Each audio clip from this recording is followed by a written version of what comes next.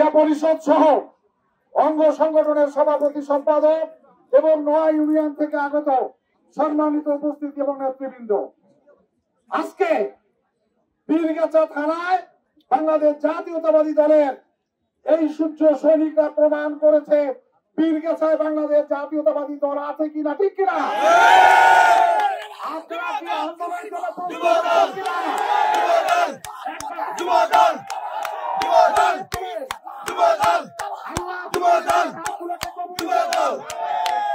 তুমি এই হাতগুলোকে কবুল করো, আমাদের এমপির জন্য কবুল করো, আমাদের সরকার গঠন করার জন্য কবুল করো। সংগ্রামী সাথী ও বন্ধুগণ, আজকে এমদাদুল্লাহ পৌরসভা সাইড থেকে করতেছে, এমদাদুল্লাহ পৌরসভার জন্য কবুল করেন, কবুল করেন। আল্লাহু আকবার। হাতাবাদ। সম্মানিত বাংলাদেশ জাতীয়তাবাদী দল সহ অঙ্গ সংগঠনের নেতৃবৃন্দ, পীরগাছা বাজারের সর্বস্তরের ব্যবসায়ী বৃন্দ, সাংবাদিক বৃন্দ, সুধীজন, যে যেখান থেকে আমাদের এই প্রোগ্রাম শুনছেন না কেন, আজকে বাংলাদেশ জাতীয়তাবাদী দল প্রমাণ করেছে, আমার এই পীরগাছা উপজেলার নেতারা প্রমাণ করেছে যে তারা ভোটের জন্য প্রস্তুত আছে কিনা। সেই কারণে বলতে চাই, তারেক রহমানের নির্দেশের অপেক্ষায় আমরা হয়েছিলাম।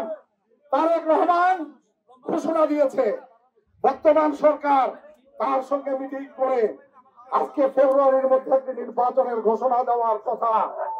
যদি তারেক রহমান আবারও যদি কোনো ঘোষণা দেয় যে মাঠে নামতে হবে, তার জন্য প্রস্তুত আছে কিনা?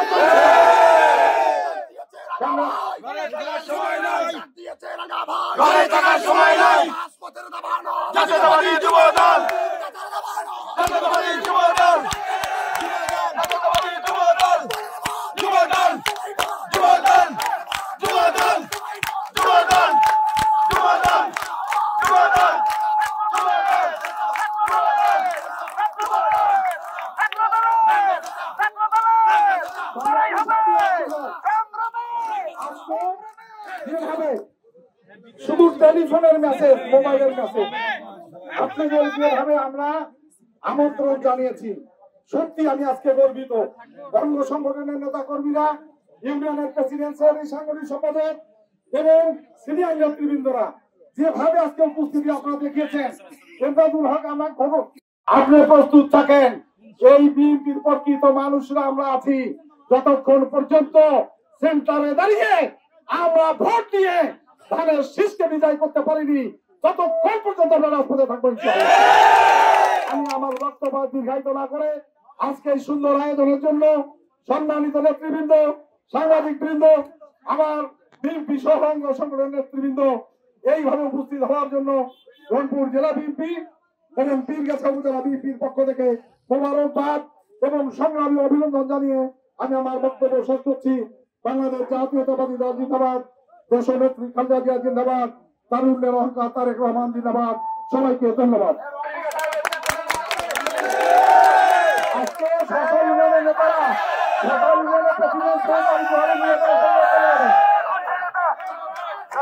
এবং কালকে রংপুরে প্রোগ্রাম আছে, সকল ইউনিয়ন থেকে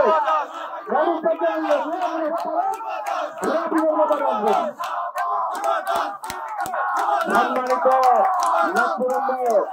আপনাদেরকে আবারও ধন্যবাদ জানাই। আপনারা নেতৃবৃন্দের সাথে সুন্দরভাবে যাবেন। আর একটি আগামীকাল রংপুরের মাজারে দুইটার মধ্যে আপনারা সবাই উপস্থিত হবেন। এই দাওয়াত রেখে সবার সুস্বাস্থ্য দীর্ঘ